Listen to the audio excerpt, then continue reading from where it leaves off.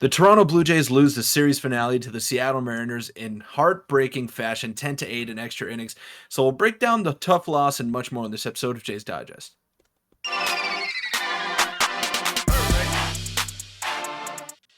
What's up, Jays fans? I'm your host, Peter Vryonis, alongside host Nick Gosse. And unfortunately, Nick, the Jays could not go 7 in a row wins, and they could not go 6-0 on the homestand either. It was a rough loss in comeback fashion for the Seattle Mariners. Hopefully, they can regroup and come together for a 4-game set in Boston that starts tomorrow. But yeah, not the ideal outcome today. Yeah, very frustrating loss if you're a Jays fan. Before we do get into it, make sure to hit the subscribe button. We're on the road to 7,000, so that would mean a lot. But like you said, the Jays choke, lack of execution. They lost in heartbreaking fashion, and they started off the game rough. Just a brutal game for the Blue Jays. And let's take a step back and take the positive outlook, of course, as well, because they did win the majority of their games. They only lost one of them. It was a great homestand for the Jays, but I'll let you touch on just what you saw from the Jays today. And it started off horrible with the umpires, but we'll touch on that next chapter. But they just played horrible from the fifth inning onwards. Just really bad, and I'll just let you touch on it. I don't want to go off the rails here. Yeah, just lack of execution down the stretch, and I'm not too angry about it. I know you're gonna want to sound off in a couple minutes here, so I'll let you go ahead and do that. But the pitching did not do great. John Schneider, a couple of questionable decisions, but I don't, despite unpopular opinion, I don't think the game is on him. And just the defense down the stretch of the game as well. It was not present, and the Jays, we've been harping on it, and I won't harp on it too much. The little things, and this is what makes a team go from good to great. Because right now the Jays are a very good team, and to get to that great elite tier, they need to be able to close out games. And they were up 8-4. They started off really roughly there in the top of the first with Chris Bassitt.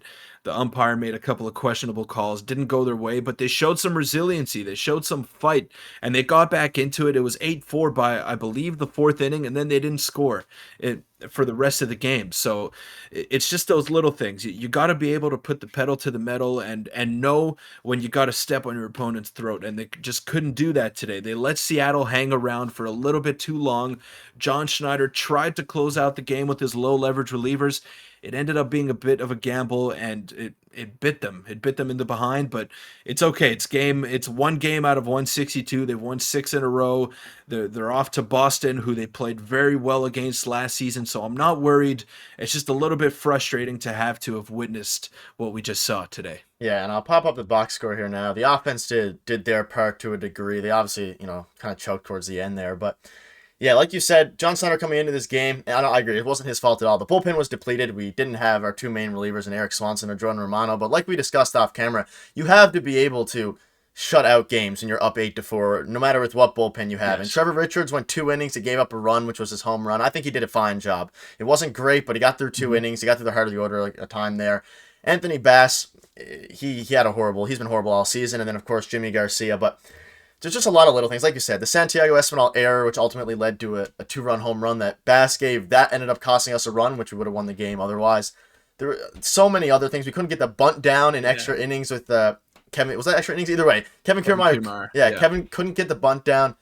It was just so many things that happened today from the 5th inning onwards that was brutal. And the only main gripe with John Steiner today was not walking Cal Raleigh, and as well having Anthony Bass in there, but I'm not going to touch on that too far. I just don't understand why you'd ever pitch to Cal Raleigh, because he plays like Barry Bonds against us, as he had 2-run home runs today.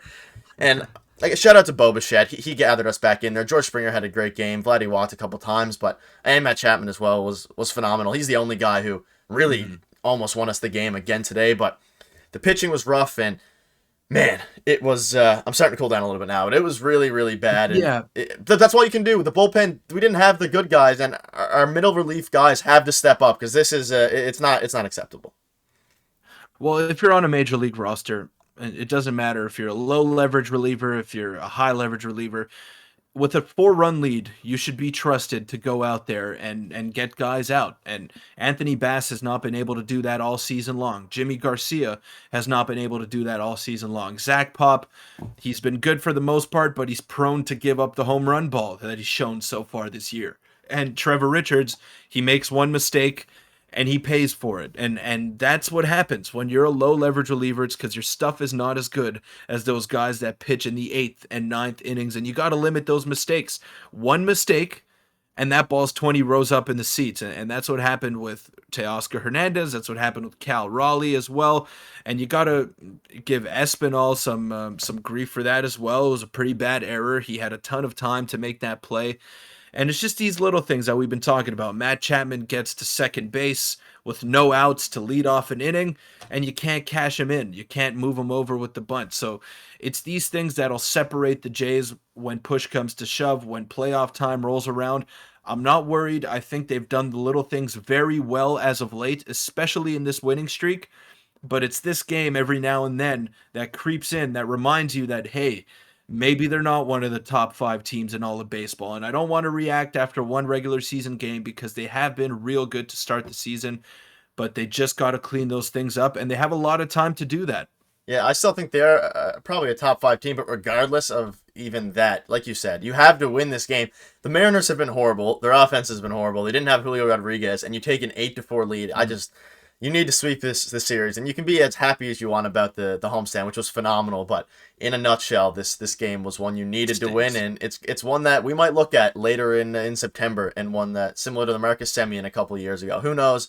But it was really really unfortunate. But we'll quickly touch on the umpires now, or the umpire, I should say, Mark Carlson, who had one of the worst performances of the year. We'll know tomorrow with the umpire scorecard, but he just missed, and it wasn't just for the Blue Jays. It obviously ended up hurting the Blue Jays a ton. Obviously, the first inning, he missed two strikeouts that would have got Chris Bassitt out of the inning. One of them was like very clearly a strike. Definitely, it was barely borderline. A couple of the other ones were borderline throughout the game. Of course, Jimmy Garcia at the end, the game would have been over if he called it a strike. It looked high. It ended up touching the strike zone if you look at it, but that one I don't really blame him for. It was just, I don't know if you want to touch on this at all. I feel bad for Chris Bassitt because that first inning, it was the umpire show, it seemed.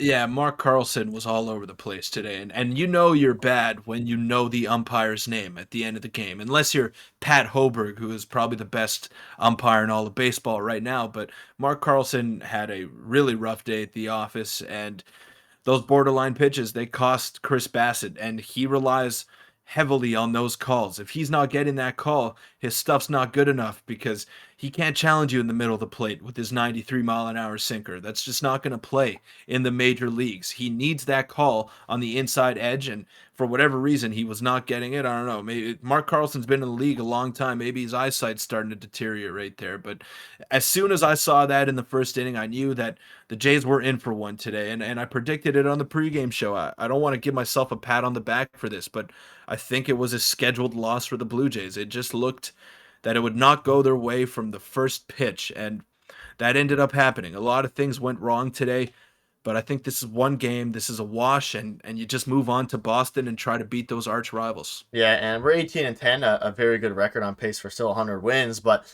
what stings a lot for Jays fans, and I've seen on Twitter, is that the AL East is playing so well, and of course it's early, it'll all even out, but the AL East is playing so well that it's sometimes hard to look and see how well you've played and be in third. But yeah, Mark Carlson, he needs to, if you're watching this video, which I know you weren't, stop Figure being, it out, man. yeah, stop Figure being it out, horrible. Mark Carlson. And the quick thing, in that first inning, the one with Chris Bassitt, like the pitch just looked like a strike the whole way in. It wasn't even one that was necessarily caught weird. He was set up in, he threw the sinker in, it landed in the glove, and he didn't call it. And I don't know. It was ultimately that could have, you can argue that cost us the game. I think the Blue Jays beat themselves today. 8-4 lead, and brutal. I'm still pretty upset about it, but I think it'll all be okay once I sleep it off. But looking ahead to tomorrow, we have Jose Barrios at Fenway Park, and it's hard to look ahead after that brutal loss. So I'll let you touch on this really quickly. We just need to keep winning games and keep up with the Tampa Bay Rays and the Orioles, who just don't stop winning. Yeah, you got to look ahead, and there's no other way to go about this. It was rough. It was rough today, but the Jays have a 9-game road trip coming up here, and they started off with their 10 first games on the road as well. So they're 18-10. They got 4 games against the Red Sox, 3 games against the Pirates, and then a 2-game set in Philadelphia. So it doesn't get any easier from here on out, and it seems like the Blue Jays have been on the wrong end of the schedule makers so far to start the year. And I think this is good. This is a good test for this young Jays team because they need to know how to win these close ball games. And all the games that they have lost, I think they've been in there until the end, apart from maybe a couple. So if they can really start to eke out those victories and learn how to win the close games, then it's going to bode well for the rest of the season. And you want to get these bad losses out early. You don't want them to start happening down the stretch when you're gearing up for playoff baseball. It's better that it happens now in April before the games start to really matter down the stretch. Yeah, I agree, and I just want to put this game out of my mind. It's tough to watch a game for 3 or 4 hours and get heartbroken, but that's the nature of baseball, and hopefully we can win tomorrow because we're gonna need to with this AL East. But that'll wrap up the video. Thank you guys for watching. We'll have a pregame stream for you tomorrow. Thanks.